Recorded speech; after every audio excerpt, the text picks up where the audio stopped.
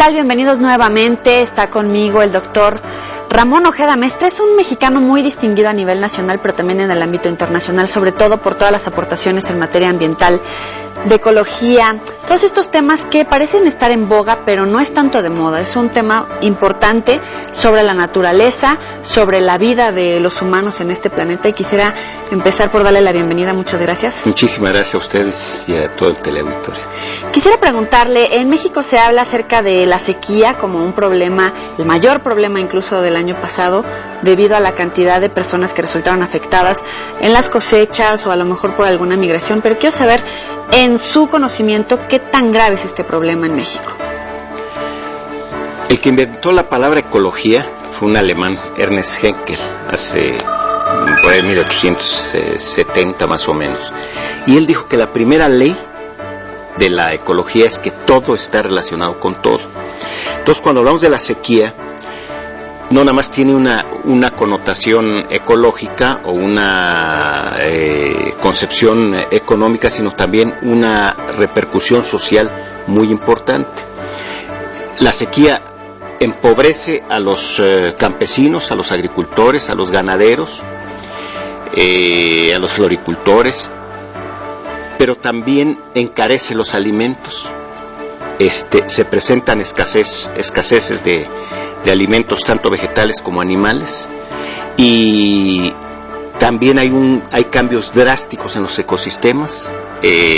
Al venir la sequía se secan no nada más las cosechas, sino se secan también otro tipo de plantas silvestres, y padecen la fauna también silvestre, y en fin se rompen los ciclos ecológicos. Ahora, nosotros hemos estado sufriendo sequías muy graves, pronosticadas desde hace mucho tiempo. Desde los años 70 se pronosticaron estas sequías, pero no pensaban los gobiernos o los científicos que iban a ser tan agudas, tan fuertes. Entonces los efectos son demoledores. Aparte, nos tomó en medio de dos circunstancias. Por eso hay que relacionar las cuestiones económicas, políticas con las ambientales. La primera cuestión que nos pescó fue en el momento de más pobreza de nuestra historia. Sí, es cuando más pobres hemos tenido, más seres humanos en situación de pobreza hemos tenido en toda nuestra historia, es ahora, y ahí fue donde nos pegó. Y segunda, nos pegó exactamente en el momento en que está en su cumbre el Tratado de Libre Comercio.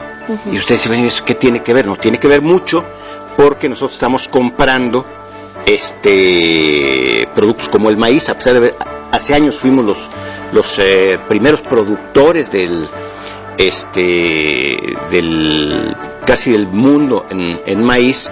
El Estado de México era el primer productor del país, y ahora nosotros estamos importando maíz corriente, principalmente de los Estados Unidos.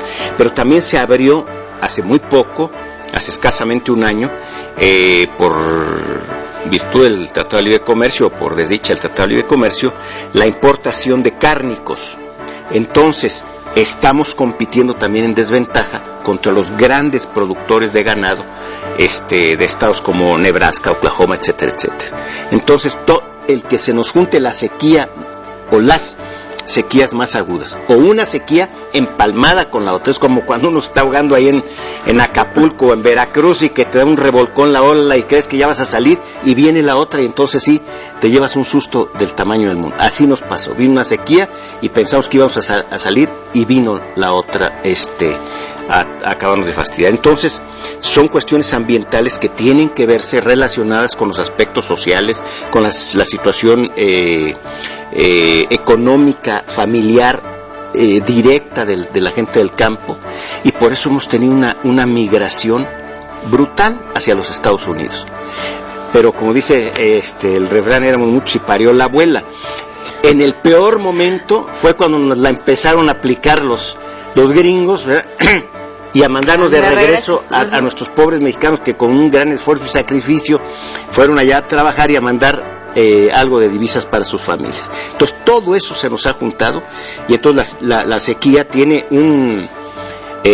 una gravedad ambiental, ecológica, agrícola, ganadera, y económica, pero también social.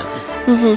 Bueno, y estamos viendo casos a lo mejor pues muy llamativos, ¿no? Como en la Sierra Tarahumara, pero nos está hablando de que casi cualquier persona que vivía del campo, que podía básicamente arrancar una fruta de un árbol, ya tiene problemas para comer en México, ¿no? Y también tenemos a los hombres, algunos de los hombres más ricos, de los más poderosos. Este contraste es muy fuerte.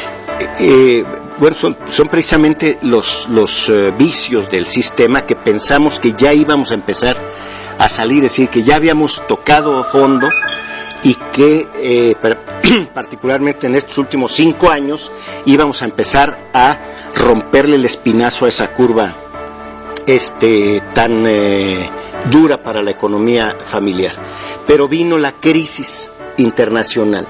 Y entonces, cuando ya nosotros íbamos a empezar a respirar, viene esa crisis económica, truena Grecia, Italia, se crujen los bancos en Alemania y en Estados Unidos, y entonces nosotros también la pagamos. Pero en particular en la cuestión de la Sierra Tarahumara, lo que sucede es lo que hemos venido viendo en otros estados de la República.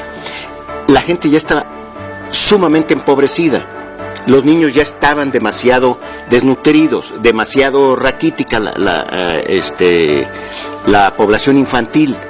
Entonces, claro, con cualquier cosita se quebraron, y por eso empezamos a ver un mayor número de casos en los sanatorios o en los hospitales, y obviamente otro tipo de fenómenos de desintegración familiar y de desesperación de los habitantes de Chihuahua, de Durango y de la zona desértica de San Luis Potosí, Zacatecas, etcétera. Entonces son factores ambientales, pero que siempre nos pegan más duro si estamos empobrecidos. Lo mismo una inundación, que un temblor, que una erupción de volcán, que una helada, etcétera. Siempre, si uno está fuerte, si uno está sano, si tienes siquiera 2-3 latas en la despensa, resistes. Pero si estás en cero y tu cuerpo ya no tiene defensas, el cuerpo individual o el cuerpo colectivo en un municipio, en un pueblo, una ranchería, entonces nos están pasando los efectos de esos desastres o de esas disrupciones meteorológicas son más graves, ¿no? Estamos hablando de que podría hablarse de una crisis alimentaria como tal, de gravedad, para este 2012. Hay una crisis alimentaria en un doble sentido a nivel mundial. En primer término, el modelo que escogimos de gran producción, casi de tipo industrial, a pesar de ser agrícola, es decir, de grandes extensiones para las economías de escala, dejaron a mucha gente que se dedicaba al campo fuera de la actividad económica. Y luego ese sistema de gran producción y de manejo de futuros a través de las bolsas de valores. Uno consulta ahorita el New York Times o el Financial Times y ve uno el mercado de futuros, es decir, en lo que va a estar el algodón, el maíz, etcétera. Entonces acaparan, monopolizan, juegan con los precios, y eso le pega más duro a economías como la nuestra, que en lo agrícola y ganadero está sumamente debilitada. Y en el mundo está sucediendo exactamente lo mismo. Entonces, no hay posibilidad científica y tecnológica de producir alimentos para todo el mundo.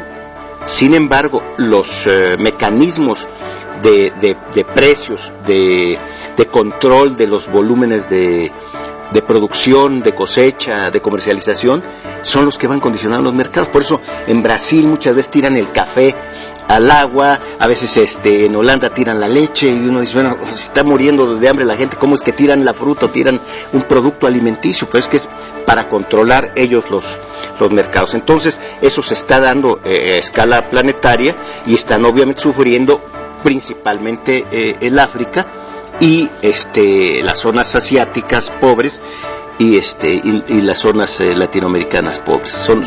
Es decir, donde hay más población y donde hay más pobreza es donde más se sufre. Pero teóricamente tendríamos posibilidades nosotros de producir y tener alimentos para toda la gente.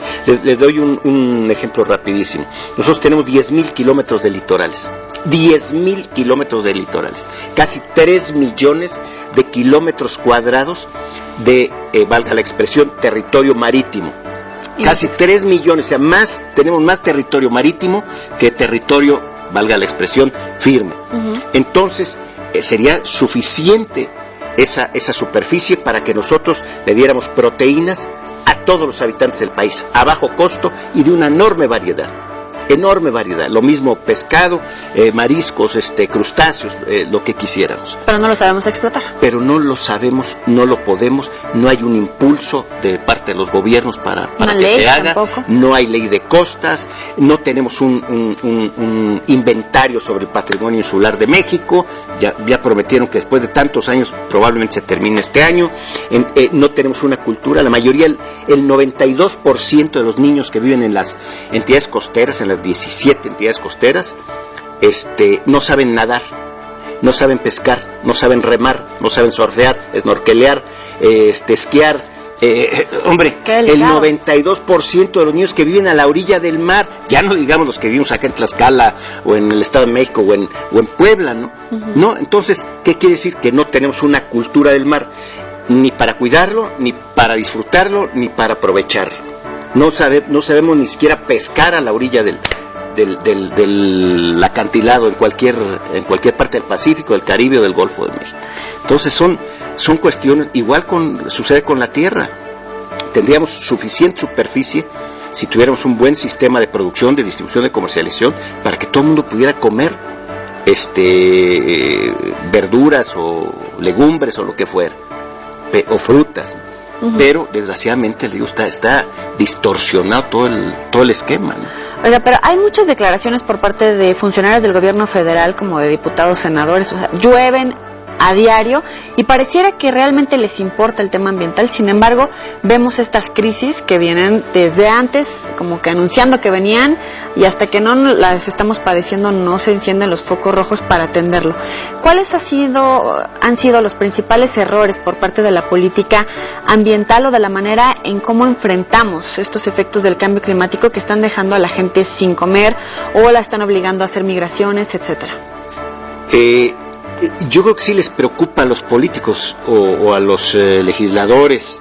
Lo que pasa es que son ignorantes desde el punto de vista de las ciencias y de las disciplinas ambientales. Si llegan a diputados o llegan al Senado, lo que sea, pero no están preparados en el tema.